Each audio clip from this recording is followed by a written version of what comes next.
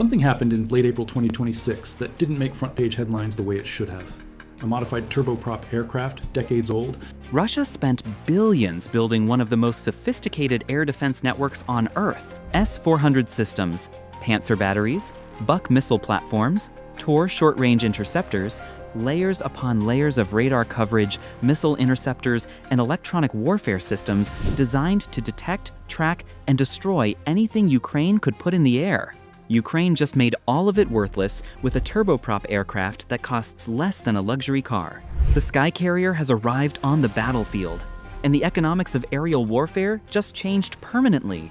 On April 24th, reports surfaced of a modified aircraft operating over Ukrainian and Russian-held territory in a role that no military analyst had seen before in this conflict. Not a fighter, not a bomber, not a drone, a carrier, a cheap turboprop aircraft modified to launch drones instead of firing missiles, a flying drone platform that can release swarms of FPV and strike drones from altitudes and positions that ground-based operators cannot reach. Russia's billion-dollar air defense network was built to shoot down missiles and aircraft. It was not built for this.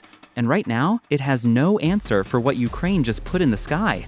To understand why the SKYCARRIER changes everything, you need to understand the fundamental economics of the air war that Russia and Ukraine have been fighting for 3 years. Every time Ukraine launches a drone at a Russian position, Russia has two choices: let the drone hit its target, or fire an interceptor missile that costs 10 to 50 times more than the drone itself to destroy it. Russia chose the interceptor option for 2 years. And it worked. After a fashion, Russian air defense systems intercepted thousands of Ukrainian drones, but the math was always running against Moscow. Ukraine was spending a few $100s per drone. Russia was spending tens of thousands of dollars per interceptor. Ukraine could sustain drone production at millions of units per year. Russia's interceptor stockpiles were finite and expensive to replenish under Western sanctions. The SKYCARRIER makes this economic equation catastrophically worse for Russia. Consider the numbers in their full context. Ukraine is producing drones at millions of units annually across 20 countries. Each FPV drone costs between $300 and $800 depending on specifications. Each Russian interceptor missile costs between $15,000 and several $100,000 depending on the system. Russia has been burning through interceptor stockpiles faster than sanctions-constrained production can replace them. The Panzer system that costs $30 million fires missiles costing $95,000 each to intercept drones worth a few hundred. The S-400 battery worth over $500 million expends interceptors worth millions to stop attacks that cost Ukraine thousands. The SKYCARRIER does not just extend Ukraine's drone range, it extends the range at which Ukraine can force Russia into these economically devastating exchanges. Every SKYCARRIER sortie forces Russia to choose between absorbing drone strikes or burning through irreplaceable interceptor stocks at 10 to 100 times the cost of the drones being intercepted. Here is why. A ground-based FPV drone operator has a limited range. The signal connecting the operator to the drone degrades over distance. Terrain, buildings, and electronic warfare systems can interrupt that connection. The effective combat range of a ground-launched FPV drone is measured in kilometers. A SKYCARRIER operating at altitude does not have those limitations. When a drone is launched from an aircraft flying at altitude, the launch point is already kilometers closer to the target than any ground position. The operator's signal travels through open air rather than through terrain that blocks and degrades it. The drone arrives at the target with more battery remaining because it spent less energy on the approach flight, and the aircraft carrying the drones can reposition continuously, making it impossible for Russian electronic warfare systems to jam a fixed launch position because there is no fixed launch position. Ukraine just turned every cheap FPV drone in its arsenal into a precision weapon capable of reaching targets that were previously beyond ground launch range. With an aircraft that costs a fraction of what Russia spends on a single interceptor missile, the military implications cascade in every direction. Russia's air defense network is organized around fixed and semi-mobile positions. Radar systems scan specific sectors. Missile batteries cover defined engagement envelopes. Electronic warfare units broadcast jamming signals from established locations. The entire architecture assumes that threats are coming from known directions at known altitudes with known flight profiles. The SKYCARRIER violates every one of those assumptions simultaneously. A turboprop aircraft flying at medium altitude looks nothing like a drone swarm on radar. By the time Russian systems identify the aircraft as a drone carrier rather than a conventional target, the drones have already been released and are heading toward their targets from multiple vectors simultaneously. Russia's radar is tracking the carrier. The actual threats are already inside the engagement envelope before any intercept can be calculated. And here is the part that makes Russian commanders genuinely alarmed. Ukraine has 20 countries building drones for it. The production pipeline running into Ukraine is measured in millions of units annually. The SKYCARRIER multiplies the effective reach of every one of those drones. 1 million drones launchable from ground positions becomes 1 million drones launchable from any altitude Ukraine can fly a modified turboprop aircraft. The geographic area that Ukraine can now threaten with precision drone strikes just expanded by an order of magnitude. Every Russian position that felt safely beyond FPV range is now inside the SKYCARRIER's operational envelope. Russia cannot build enough interceptors to cover that expansion. The economics that were already running against Moscow just got dramatically worse. The electronic warfare dimension compounds the problem further. Russia's electronic warfare systems work by broadcasting jamming signals that disrupt the communication link between a drone operator and the drone itself. Those systems are calibrated for the signal frequencies and operational patterns of ground-launched drones. A drone launched from altitude by a SKYCARRIER arrives at the target from a different vector at a different altitude with a different signal geometry than anything Russia's electronic warfare was optimized to defeat. The jamming patterns that successfully disrupted ground-launched FPV operations do not automatically transfer to air-launched operations. Russia would need to recalibrate its entire electronic warfare posture to account for the new threat geometry. That recalibration takes time. Ukraine is not giving Russia time. The SKYCARRIER was deployed. The next innovation is already in development. Russia is perpetually reacting to a threat that has already moved on to the next iteration. The SKYCARRIER did not appear in a vacuum. It is the latest innovation in a Ukrainian military development pipeline that has been producing breakthroughs at a pace Russia cannot match. Ukraine deployed the Flamingo cruise missile earlier this year. Ukraine's domestically produced FP-5 Flamingo cruise missiles struck a military production facility deep inside Russia, the Votkinsk complex, which produces ballistic and cruise missiles for the Russian military, marking the first time Ukraine had successfully targeted a strategically significant Russian defense industry site with long-range missiles manufactured entirely in Ukraine.